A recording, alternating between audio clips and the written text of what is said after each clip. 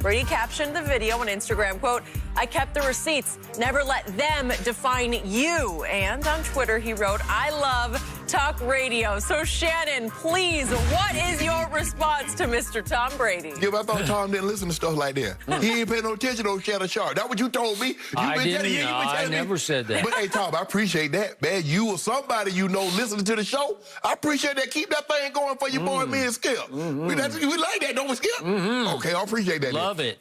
Look, Skip, it's natural for athletes to use criticism or negative things that's said about them to fuel them. Skip, every athlete, it's hard for me to imagine that some athlete at some point in time didn't face some level of criticism. For me, it was like, oh, you're not going anywhere. You're going to be here at Glenville. You're going to be working in the fields. And if you do go to college, you ain't going to be the best because somebody's going to be better than you. And if you, Savannah State, oh, man, you ain't going to no NFL from no Savannah State. So, Skip, I've had criticism all along the way. But what Tom did, see, I like to do context. Because a lot of times when I say things about people, Skip, I go back and I listen to the show. And because I want to make sure, because I don't want people to think I'm ever malicious or I have any ill intent to when I say things. So I go back and I listen. Okay, did I provide the right context? Did I provide what that the viewer needed to hear for me, what I was saying? Do they get a great understanding? Now, when Tom played the clip that he played, mind you now, it was after the Rams game. I said what I said after the Rams game. A few games earlier, Skip, he had played a terrible Sunday night game. So at the time that I said what I said, Tom Brady at the time was 24th in completion percentage. He had thrown the 5th most interceptions in the league. He was 17th in passer rating. He had lost 38-3 to the Saints. And guess what he did, Skip, on that thing that was a Thursday night game? Which, I mean, what you saying? What? So I thought what I was saying was very fair at the time of I'm saying it. Yep. So for me, I have no problems with Tom using what I said and some of the other guys' voices that he used in there. I have no problem. But he ain't post that after the Bears lost. Why didn't he say something after the Bears lost? Was that the Super Bowl? Whoa! No. So in other words, at the end of the day, you get to say all this. But at the time that I said it, I was correct. Correct? Thank you, Skip Bayless. So, look, I have no problem with that. Oh, you're saying you were correct about Tom Brady? No, I was Skip, at the time. The number says, yes, Tom Brady hadn't played well. Tom Brady started playing better. The defense started playing better, and ultimately they reached their ultimate destination, and they won. I have no problem with Tom using me for fuel. I have no problems with what I said. I stand by what I said at the time because I believe it was correct. Okay. But Tom, I really appreciate that, though, bro. You got your boy famous. Speaking of appreciating, I want to take this opportunity to publicly thank you for your relentless criticism and skepticism when it comes to Tom Brady. Because it didn't just happen after the Rams game or just not after that second Saints game, mid-season at 6-2. Right. Or after that fateful Bears game, the Thor game. He was predicting how many playoff games he was about to win. That's what he predicted. You told I'm going to win 4 playoff games. You told me he was concussed. Yep, he was concussed, but he was predicting. It was coming out of his psyche that he was going to go on the road and win 3 playoff games, and then he was going to go home and win a Super Bowl, which he did against... How did he do that? Breeze and Rodgers and Mahomes. Anyway, we know all that.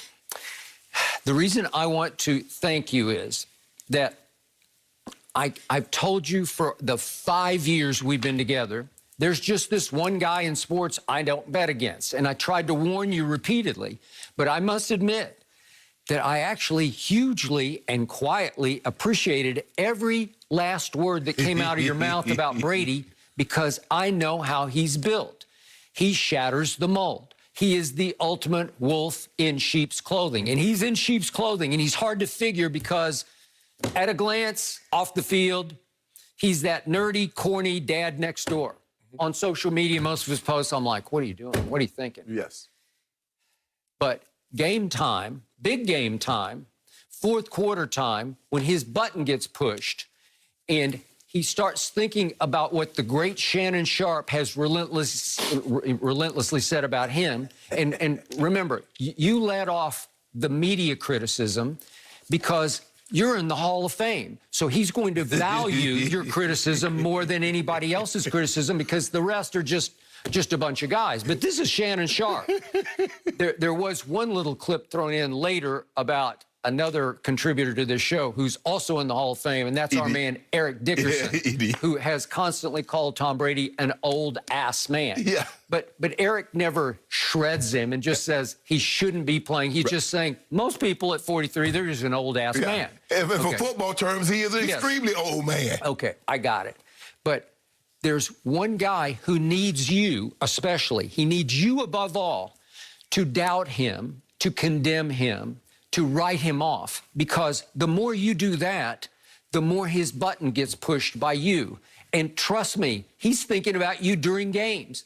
Shannon Sharpe said, I'm washed up. Shannon Sharpe has said for 4 straight years, I should go home and stay home because I'm done. I'm in decline, and he knows this all too well. He's not going to acknowledge it publicly during the year. He's never going to fire back at you on some Tuesday after the Rams game. He just put me this 1-minute video, so he finally acknowledged it. He finally did. But that's because he's now in 7th heaven, right? He did it. He pulled that off. Yes. I thought it was, we could argue this all day, I thought it was the single greatest run to a Super Bowl ever. You could poke holes in that, but again, he went to Washington against the number 2 ranked defense, to New Orleans number 4 ranked defense, to Green Bay number 9 ranked defense, and obviously Breeze, Rodgers, Mahomes. You know what, Skip? You can make that case that this was his toughest battle, but he went to battle with his best soldiers. Okay, well, he did. There's no doubt. That was...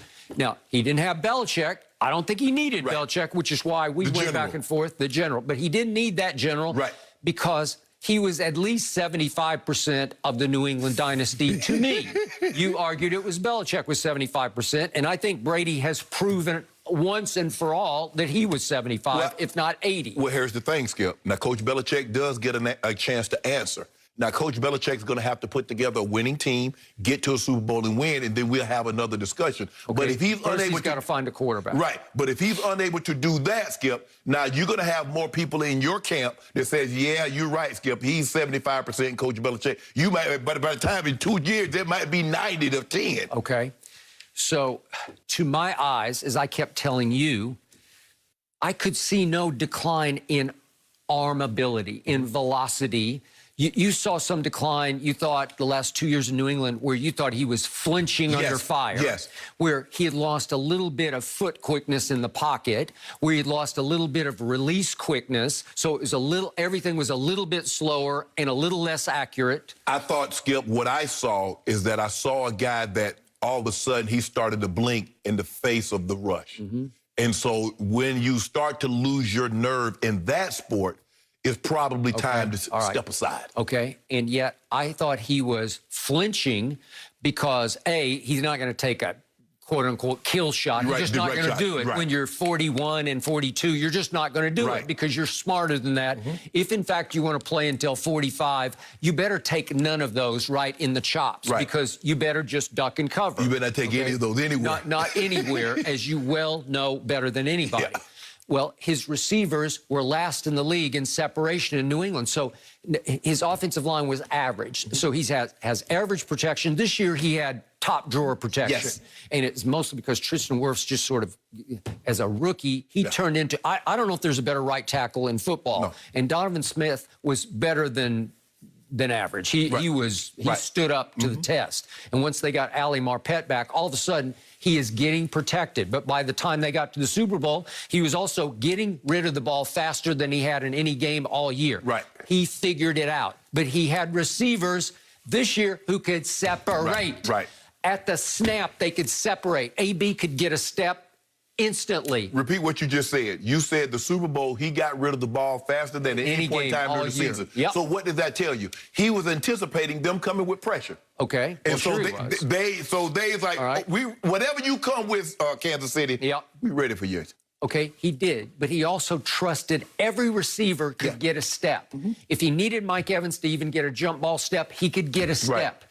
And he knew that even Scotty Miller, he's underrated. He can fly, and he can get by a Kevin King when you most need him to, and they least expect it to score a touchdown at the buzzer of halftime that basically won that game at Lambeau, right? Okay, so he had weapons that he never had over the last 3 years in New England. He never had this many weapons at one particular time at any point in time. Okay, so I also told you that his greatest achievement, to my eye, was his final year in New England, because they stayed afloat and teetered and stayed afloat, and they got all the way to that last home game. And I kept telling you, Shannon, do you see what he just did against a Miami team that was starting to come of age, that had 2 or 3 big wins down the stretch? One was over the Eagles.